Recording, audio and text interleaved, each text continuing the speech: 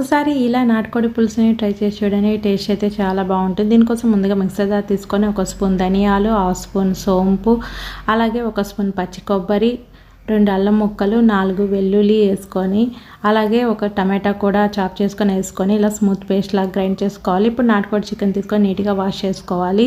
Stove వెలిగించుకొని stove పైన pressure cooker పెట్టుకొని ఈ చికెన్ వేసుకొని 1/2 టీ స్పూన్ పసుపు, అలాగే 1 స్పూన్ రెడ్ చిల్లీ పౌడరు, తగినంత సాల్ట్, 1 స్పూన్ అల్లం వెల్లుల్లి పేస్టు, సన్నగా చాప్ చేసుకొని ఒక టమాటా వేసుకొని ఒక 5 మినిట్స్ బాగా ఫ్రై చేసుకోవాలి. తర్వాత కొంచెం వాటర్ యాడ్ చేసుకొని 6 లేదా 7 విజిల్స్ వచ్చేంత వరకు కుక్ చేసుకొని పక్కన పెట్టుకోవాలి. ఒక కడాయి పెట్టుకొని 3 స్పూన్స్ ఆయిల్ వేసుకొని ఆయిల్ హీట్ అయ్యాక సన్నగా తరిగిన 2 ఆనియన్స్, కొద్దిగా కరివేపాకు, గ్రైండ్ చేసుకున్న పేస్ట్ వేసుకొని మీడియం ఫ్లేమ్లోనే బాగా ఫ్రై చేసుకోవాలి. ఇప్పుడు మనం కుక్ చేసుకున్న చికెన్ కూడా వేసుకొని 1 spoon red chilli powder, 1 spoon ధనియా పౌడరు, అలాగే తగినంత సాల్ట్ కూడా వేసుకోవాలి. స్పైసెస్ పౌడర్ కూడా 1/2 స్పూన్ వేసుకొని కొత్తిమీర వేసుకొని స్టవ్ ఆపేస్తే టేస్టీగా ఉండే నాటుకోడి పులుసు, రాగి సంగటి, ఇడ్లీ, దోశ